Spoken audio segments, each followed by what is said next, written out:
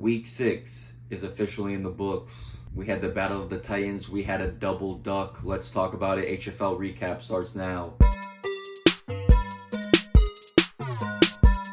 Good evening, ladies and gentlemen, boys and girls. I am your host of the HFL recap, Jimmy Fooseball. Let's get into the shits. AI recap for week 6. Our top players: Raheem Mostert, 33.7 points. Tyreek Hill, 26.3 points. Amon-Ra St. Brown, 25.4 points. Our overachiever, having a plus 13.1 projected score, Hairline Avengers with 135.9 points. And our underachiever, Fratty Jones, with minus 43.7 from his projected score, finishing with 77.9 points. We're going to get into more details about everything right now. The first matchup we're going to go over for week 6 is the Battle of the Titans. Both teams 4-1. Intimidation Infinite versus Austin 316. There can only be one winner here. That is Finnk. He takes the dub, 129 to 100 points. Let's check out the matchup here. Jalen Hurts, 19.9 points, and he throws 3 interceptions. You got Tyreek Hill, top scorer of the week, 6 for 163 and a touchdown. He got 26 points. George Kittle, he flopped. 1 reception, 1 yard, 0.6. It doesn't matter. Kansas City D and Brett Maher putting up nice scores too. And how could you forget Keenan Allen sealing the deal Monday night, 7 receptions, 85 yards, and a touchdown on the other side. It came down to Monday night, but unfortunately it wasn't enough from Justin Herbert, Austin Eckler combo. Herbert put up 18.58. Eckler, his first week back, 8.2, a bit of a slow start. David Monty Mole Montgomery goes down with an injury. He finishes with 3.8. Amon-Ra St. Brown, we talked about him in the top performers as well, 25.4 points, 12 receptions, 124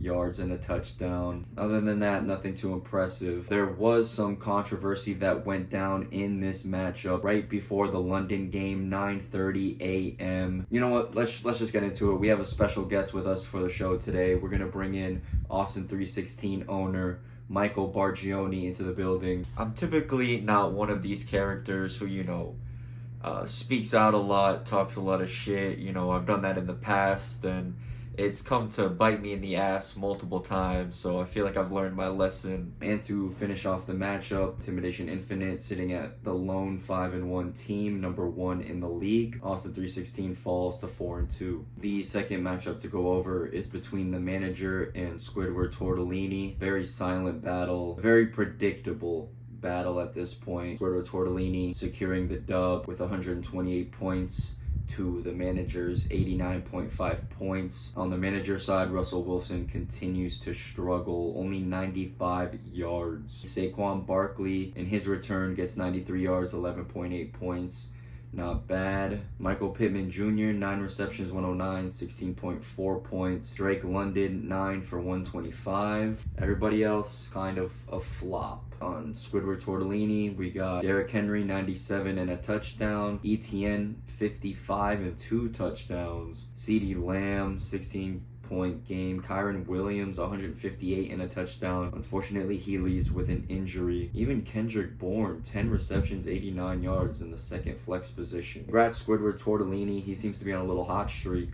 He now sits at 3-3. The manager, I said I didn't want to say it, but unfortunately I have to say it again, is now 0-6. He looks for his first W of the year next week. In our third matchup of week 6, I'm excited to talk about this one. We have the game of the week between Team Jeff versus Diggs in a Box.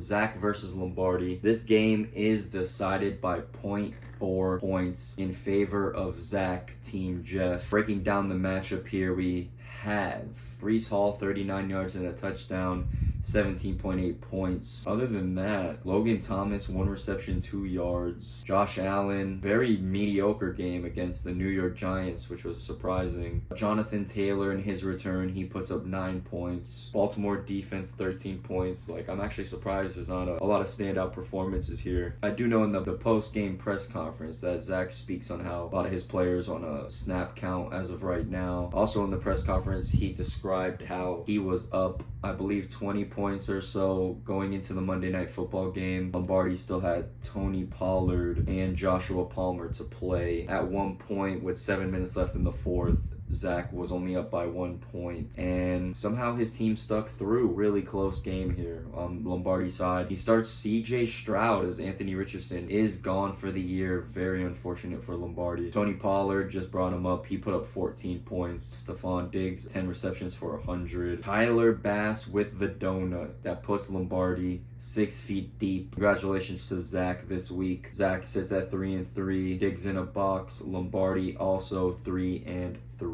In our fourth matchup of the week, it is between Revenge of the Finnk and Fratty Jones. Now, this matchup was a little uncharacteristic of Fratty Jones JD. It seemed to be a little more of a quiet one. The performance is really not much to be loud about. For Finnk, we have Adam Thielen, 11 receptions, 115 yards and a touchdown, 24 points. Amari Cooper, 4 for 108, 13 points.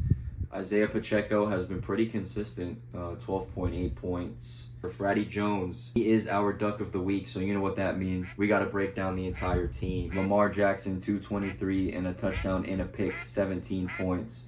Alexander Madison, 9.2 points. Rashad White, 5.3. Jamar Chase, 11. Garrett Wilson, 13. Cole Kmet, 1.9. DeAndre Hopkins, 2.5. Zach Moss, 14.9. New England D, 2 points. And Jake Elliott with 1 point.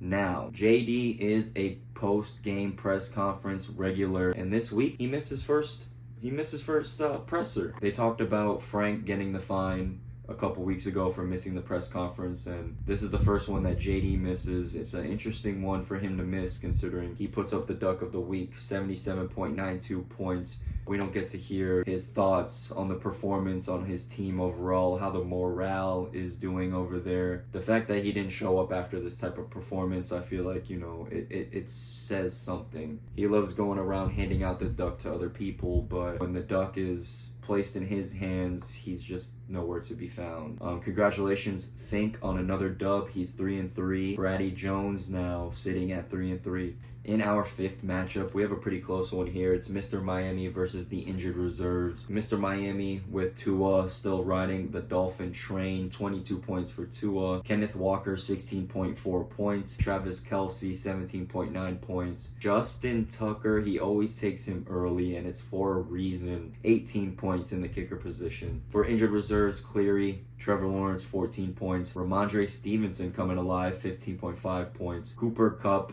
folks, he's back. 25.3 point performance in only his second week back. Mr. Miami now sitting at 4-2, and injured reserves falling to 2-4. He is currently second to last in the rankings. In our sixth and final matchup of week 6, Suttonly Trash versus Hairline Avengers. Gabe getting the dub, 135 to 123. Commish starts Brock Purdy. He has a flop week of 7 points. Raheem Mostert, 33.7 points. Jalen Waddle, 14-point performance. Zay Flowers, 14-point performance. We do have the performer of the week. Congratulations to Gabe. Patrick Mahomes, 18 points. Christian McCaffrey, 12 points. Shuba Hubbard, 15 points. Olave, 13 points. Sutton, 12 points.